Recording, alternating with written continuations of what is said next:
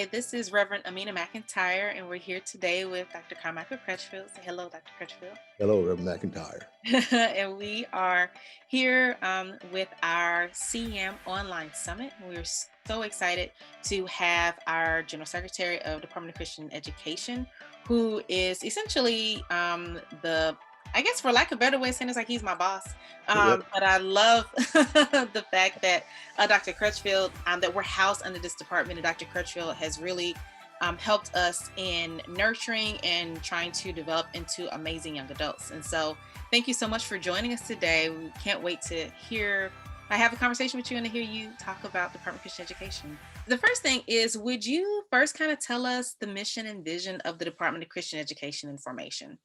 The mission and vision of all of the department, and much of our literature, you'll see formation plus nurture plus leadership equals mission. And that's all built around the idea of go make disciples. We have our emblem, our symbol is go, and from Matthew 28:19. And what we see as our mission is to help people to go. And we do that by nurturing and helping people to be formed in Jesus Christ. And that's what our mission is, and everything that we do. Okay. And so because I know that Department of Christian Education and Formation, for a lot of people, it kind of seems like this larger kind of out of touch entity from the local church. But can you tell us how the Department of Christian Education and Formation specifically, because you talked about us about with go and trying to say, hey, trying to nurture and encourage people, how does that specifically trickle down to the local church and getting local church persons involved in Christian education? That's a good question, because really, when I talk to people, and really my whole, having been a pastor for a number of years and back as a pastor again, my whole operanda is about moving for the local church. And so all of the resources that we produce, the workshops and presentations and conferences and everything that encompasses the work of the department, particularly my work, is geared towards the local church. For instance, when we create a resource, what's in mind is the local church. And for instance, a membership manual. It's only good to a local church, and Mm-hmm. it has to be written and produced so that the local church can use it. And so that's how we trickle it down. And of course, occasionally people ask me to come to local churches and do things, but most of the time my work ends up in districts and regions and in a larger vein of the thing. But the whole idea is to bring the local churches together.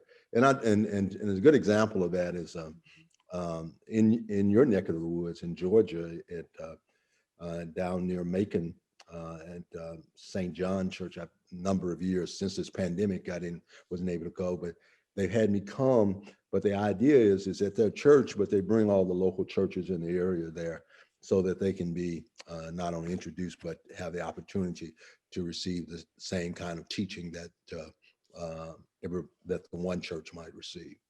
Okay. I love that element of going to the local church, because I feel like, I'm a connection officer, so for a few more months.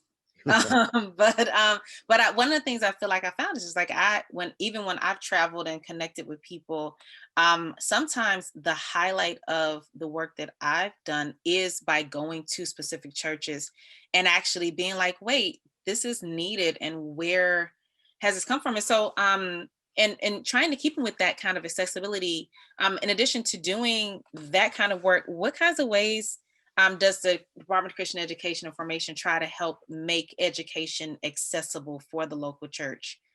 I think, and what we've tried in these recent years, even before the pandemic, is to try to make it more accessible by making electronic opportunities for people to access the resources and access even training. And one of the things that did a few years ago, and want to do that again, and we'll continue to do it, we started this online certificate program with the whole Mhm. idea of the local church being involved. Those people who would never be able or never ask the general secretary to come to their place because they think it's too expensive or whatever reasons they might have, would have an opportunity to engage on a pretty constant basis in a class at a very minimal price. When I think about it, people went 6 or 7 classes for $50, and you know yourself as a student, you can get that kind of any kind of training for $50. That's pretty nice bargain to get. Yeah. Mhm. So yeah, and I know actually my dad, because my dad will tell you, he's like, I'm not he be like, my girls are the scholars, like my wife goes and she does stuff, my daughter does stuff. But my dad actually has gone through that class. Yes. And so, and for him, he felt like it was a way for him to really know the church. Even though he felt like he had a lot of reading, for him, he was like, it meant something to him when he went through the certificate program and was Right. really wanting to be involved and to take all the classes. Right. And so I think that's kind of cool to be like, oh, you have people who aren't necessarily scholars who are just like, I just want to learn more about the church. Absolutely. And I've forgotten that your dad was had been a part of that. So long ago, and Hmm. circumstances led to where we couldn't continue to do that right then. But I've always had a dream of doing it again because it's just such a great opportunity for people in the local church. Absolutely. And so, one of the things, of course, and one of the reasons why we're doing this particular series is not just to kind of capture the stories, but to also, one of the things that we feel like the young adult ministry's job is to do is to actually expose young adults to all the ministries of the church and to help train them in what the ministries do and how they can be a part. So, if there was a young adult who came to you today and was like, hey, I really, really want to be a part of Christian education, where do I start? And not necessarily just staying with the young adult ministry, of course, that would be part of it. But if they wanted just some pointers on where to start, what would you recommend, and how would you encourage them along in getting and doing Christian education in their context? Oh, that's a fabulous question. I think I probably would start, depending, of course, on the young adult, I would ask them the question: have they ever had a conversation with the director of Christian education in their local church? And start with that and say, if you haven't had that conversation, maybe that's a good place to start and get your own local church's understanding of Christian education in that place where you are. And then if you are not really pleased with, or you're still wanting to hear more, seek out the director of the district or the region, and and if that doesn't really work for you, then seek out. I mean, I would certainly say, if it was a young adult, I say look at the CYAM, and I'd give them some names, including yours, that to talk to them. But I would really just start with talking with the local church and seeing how the local church uses or is involved in Christian education and understands Christian education in their local church and what is it to them. And I think that might lead to a good conversation. I would love, as a pastor, I would love for a young adult to come to me and say that they want to know more about Christian education, and because I Mhm. would certainly direct them in that path. Great. So I want to know too, and just kind of keeping in that vein about the idea of like, what you would love as a pastor, for someone to approach you. What kind of small changes do you think could greatly improve the legacy and growth of Christian education in the local churches? That and I think maybe the small, what's really seen small but very important, um, is that the pastor or leader of the church would um, um, use his or her platform Mhm. to talk about Christian education and the value of Christian education to the local church. And if he or she can't do that personally and doesn't feel comfortable, to bring someone who does. I mean, I'm very convinced uh, and that there are a lot of people. I mean, there are several people I could recommend that would talk to people about Christian education and lighting sort of a fire, just sort of making it a part of the conversation. Mhm. Several years ago, we did a workshop on talking about moving Christian education to the center stage. And that's part of what that is that the conversations around Christian education is a little thing. And just to sort of what are some of the nuances and today probably what I would say, Reverend McIntyre, because I've just written a new book. I would probably tell them to get my book and take a look at it.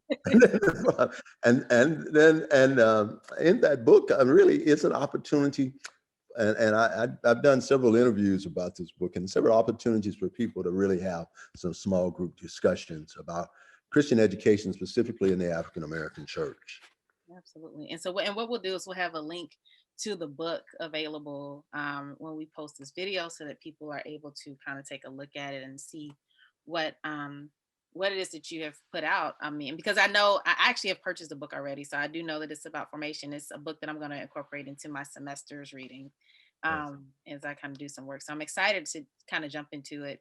But we'll put a link, and tell us the name of the book and how, and I know it's available on Amazon, but tell us the name of the book so people Form- can go.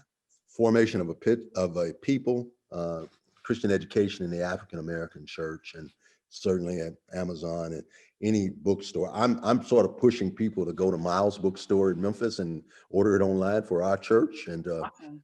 help my colleague out over there by purchasing it there. But yeah, that's what can do, and Mhm. certainly, and it's an opportunity. I know as you know, I pastor at Mother Liberty, and I've just started a new study group on another book that we had planned to start. We're going to do that by Zoom, and then after that, then we're going to move into my book as far as, and so it's a good opportunity just for people to discuss. And I think people will be very surprised, particularly some of the things that I say in the book about Christian education. Yeah. And so, but I do want to kind of go back to, I'm excited about it now. I'm like, I kind of want to know when you're going to be doing this book talk. But I do want to go back to something that I think is really important. You mentioned that that Christian education really ought to be in the center of the work we're doing. It really ought to be really kind of, I mean, even denomination wide, it really should be, hey, like, how are we investing in how people are educated? Because Bible study education and Sunday education and sermon should be education, and even worship, there's an element of education on in worship. And I think that so I really kind of just I want us to kind of sit there for a second, because I do wonder, how do we, and not even just in our denomination, how do we start to really recenter education, and even Christian education specifically, back into this ministry journey? Like, how do we start doing that? That is an excellent question. I'm not sure totally, but I do know that um, we need conversation from every level of the church about it. And I guess I'm somewhat hopeful. Mhm. Have some hope when we're working on a strategic plan, as you are aware of, with the CME Church, and one of the initiatives um, I pretty well have the lead around the discipleship, and I'm hoping that will help spark a sense of that. And it happens to be the number one initiative, and to say that this is something that the entire church needs to be involved in. And it really takes me back when I first started getting involved. Really involved on the connectional level in the 1990s, early 1990s, while I was in seminary, and there was some terminology being used in those days that was probably very futuristic, Mm. uh, but some people, because of political reasons, didn't deal with it. Mhm. And now those terms are coming up today Oh, that wow. that that 20 years later, 30 years later, um, and I think that getting the church to listen. I remember, and I'm sort of off on No, everywhere you're here, fine.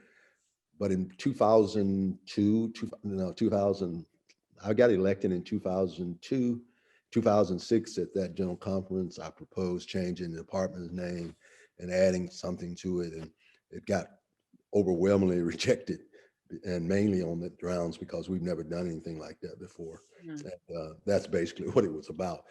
And Bishop Lakey, I remember what I remember from that was Bishop Lakey said sometimes you can be farther ahead than where the church is, and the church has to catch up. Mhm. And so I've always let that sort of run through my head. And then in 2018, we did change the name. 12 years later, it's like the church moves very slowly, and so I've learned over the time. I guess from all that, my lesson from that is that I think we have to keep beating the drum, Mhm. what we know is right, and it may take longer to get there than we wanted to get there, but I think we keep beating the drum consistently. Uh, Somebody listens eventually. I really love that because there's also this element of prophetic ministry that comes in through education. Yes. Because in imagining, because I think that education is where you have to really use your imagination and you have to really think about vision more. And you have to not only think about what the vision is and see what it could be, and even kind of, because a lot of right now, the biggest kick is to reimagine everything. Yes. But sometimes it's just like thinking, okay, so how to refine and how to retweak or how to redo things, but it does take sitting with concepts and thinking through things, and sitting with the problem and really reworking the problem in our minds constantly. And there's also too, like just also sometimes those things that just kind of happen divinely where you have a vision and you have a moment where you're like, oh, this is how we can do it. And we don't know how far it's going to take to get there. And it's going to take some steps and a progress and some process. But I mean, but to do education, you really have to be willing to get into prophetic imagination in so many ways, I think. So, And yeah. I appreciate that. That's a good way of talking about it. And I started this conference year off at the local church, trying to help the local church understand imagination. I mean, just imagine. And but you're right about in education, you have to have a sense. You need a strong sense of imagination. So, which actually leads us to probably what most people are waiting for us to talk about today. But I Yeah. wanted to kind of give us a foundation about the Department of Christian Education and Formation. So and I've been telling people that, of course, we did this interview last year, but it had so much of CYYAC 20 in there that we were use it because the conference this year is going to be so different in so many ways. And so, if you would first talk to us about what the Connectional Youth and Young Adult Conference is and kind of how it started, and then go into what it's going to look like this year. Thank you. I appreciate the opportunity to do this. Say this, I start this, this is, first of all, this is the largest meeting the CME Church has. And I say that not from any other standpoint except the standpoint of understanding, to me, because it is the largest meeting that the church has, it's the opportunity, the greatest opportunity for us to impact more people and a larger array of people. Uh, People know about 1936, 1939 or so, the CME Church started the youth conference. And this youth conference has gone on, I mean, every 4 years ever since that time. And then in 1980, there was a sense that we needed to make a change. So we added the group 18 to 35, which became young adults. Mhm. Some more time after that, we added children into this ministry. And since I have been general secretary, I have made it very, very intentional uh, to have a phase of this conference for Christian educators and clergy. So by doing that, we encompass the entire church: the children, the youth, the young adults, the Christian educators, and the clergy, and people can find a place in all those places. Mhm. 21, because I mean, of course, everybody knows the story that in 20, because of the pandemic, instead of having the face-to-face meeting in Greensboro as we had planned, eventually it took some time to figure it out and get there, but we have gotten there now, where we're going to have a virtual event. We're excited about it. We have a platform, brand new platform. It'll be something totally different again for the CME Church, what we're doing. I mean, we've never seen anything like this. And I'm excited because that's the number one. I'm excited. We've never seen anything like this. And And it's secondly, again, it brings all those groups together in a virtual setting with a virtual platform where some things will be live, some things will be pre-recorded, a lot of different things, but basically the same things we did face to face, basically on a different scale because it's virtual. And our whole idea is it's always about nurturing and about formation in the process. The young adults, ever since basically they do their thing. I mean, young adult, and they run everything by me, of course, but very seldom do I make a lot of changes to it because they're very bright and very good at what they're doing, and so they put together a good program.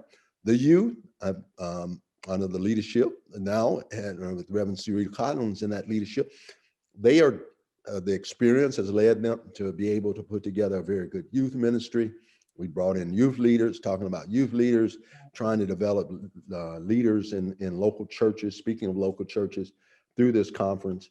And the opportunities, the teaching that will be there will be top notch. There'll be some worship services, and I'm excited. I mean, the first worship service is a communion service, and our young adult president, Reverend Amina McIntyre, will be preaching. 4 years ago, not now, for 2016, we broke with tradition, and we had the young adult president to preach at the communion service, and now we are developing another tradition. And the young adult president preaching at the youth and young adult conference at communion, and that is a wonderful, wonderful move. And we're trying to just bring in people that are that interest people, but not only interest people, but bring something to the table that might benefit the CME Church. So there's just a lot of good things going on with this in 21. And like I said, it's brand new. It's new. I mean, it's new to all of us. And I'm excited through the newness of it because it just offers a lot of possibilities. And every time I see the displays of it and some possibilities that come out of it, and we're gonna be really hitting it good in 21, June 28th through July the 2nd. Some of it's going to be pre-conference, and some of it is going to be the total conference. And you'll see the advertisements and all over the place. Got great marketing going on. So anyway, I don't know if you want me to say any more. I can say it, but that's it. Yeah, and I would say it's like I agree with you when because we were looking at different platforms, and I've been on some platforms before, but when we got this one, I was like, oh my God, like I was like, the people are moving, like this is really cool. I mean, so we have a lobby area, and you have just it looks fun and it looks bright. It looks like something that's going to be more than just a Zoom conference. And so, and even I was because I've been talking with, of course, the committee, and we've been developing things, even just the element of the fact that we're trying to make sure that people can get something tangible in their hands too. And so so when registration does open up, and registration will look a little different because we're virtual, but even just the idea of saying, hey, how can we have like a hypersensory experience so that people still kind of feel like they're going to be there? I mean, all those elements are super exciting to me. And so, like I said, I know that there are things that are going to come out within the next, probably before, even by the time this airs, some things will already be out. But I know that I got excited, and I've been telling everybody like, look, and there have been times where I wasn't excited about a conference, but I'm excited about this one. And I mean, even it kind of got us as young adults to really kind of talk about that prophetic imagination. So how do we reconfigure all the things that we normally do and still scale it to this? I mean, and also too, recognizing the fact that that young adults may not take off for work fully for the week, but how can we still make this conference accessible, not just to the persons who are there, but maybe even to like our international constituencies? They'll actually be able to attend this year in a way that they haven't been able to, because they don't have to worry about visas. They might have to worry about like internet connections and things. But even with that, in the daytime, they'll be able to rewatch some of the things that might have happened while they were sleeping. And so I think there's just another level of accessibility, and there's another level of energy around the conference in a way that I think even that'll be different. And I would also love to, I mean, we'll have to see how this all works, but I mean, even what it's going to look like going forward, because I do know we'll have a few more virtual conferences after this, but then will we be looking at hybrid things in the future so people will be able to still I mean, it just opens up a lot of possibilities. I guess this one question, well, there's two last ones. You kind of talked about resources, but where can we find some of the resources you listed? I know you talked about your book, but I know there are other resources that are ministry guides. Can you tell us about where we can find the resources for Department of Christian Education and Formation if we want to purchase them? Yes, you can go to our website that we're reconstructing, Mhm. um, and but to the Department of Christ, not Department, the CME Church, CED.org, uh, Mhm. and that website we're uh, continually working to make that more accessible and easier to get. And we have an e-store, and that's where we do the most of all of the purchasing from that e-store, and we are rebuilding that and part of and talking about imagining, part of our imagining is how we do more electronic productions for people. So but that's where you can get it. And we started talking about electronic productions a few years ago. Was CYYAW, which is Connection of Youth and Young Adult. We always have produced a resource. I remember when I first was elected in 2002, we sent out these big notebooks across the country, and Mm. some of them came back because people's addresses were wrong. And then over time, we developed where it came out, and now it is a total electronic resource where now we don't even charge for it. It's on the website, and you just go and click on it, and you get that resource. And that's one of the ways, and we'll be doing more of those kinds of things. I don't know if they'll all be free, but we certainly have some. We'll have more opportunities to do those things. Absolutely. And then also too, and because in when the pandemic started, you all started a virtual Bible Ye- school, Bible study, Yes. and well, Sunday school, virtual Sunday school that goes out every week, and it's on YouTube, and so you can actually go back and watch some of the older lessons if you need to, and things like that. So that's also pretty exciting, and it's also I know that's available on the Department of Christian Education and Formation channel. I guess the last thing, and then I'll ask if there's anything else you just kind of want to say. If there is a brief word of wisdom that you could give to the emerging leaders in the CME church, regardless of the age, what would it be?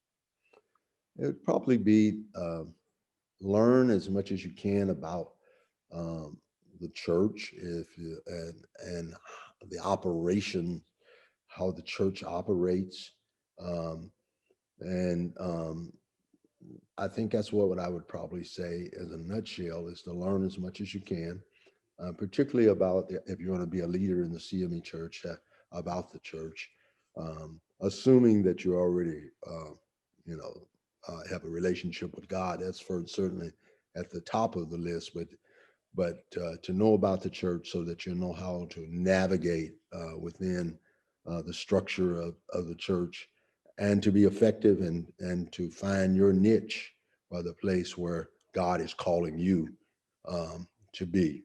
Uh, and that would be probably my last bit of thing is just make sure that you're more interested in God's calling to you than you are to a position.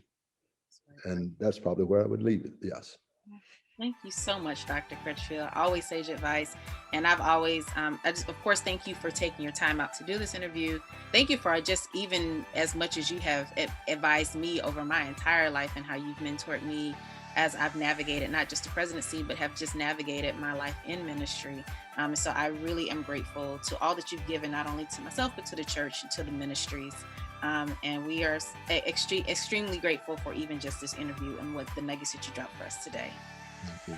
Thank you. Thank you for the opportunity. All right.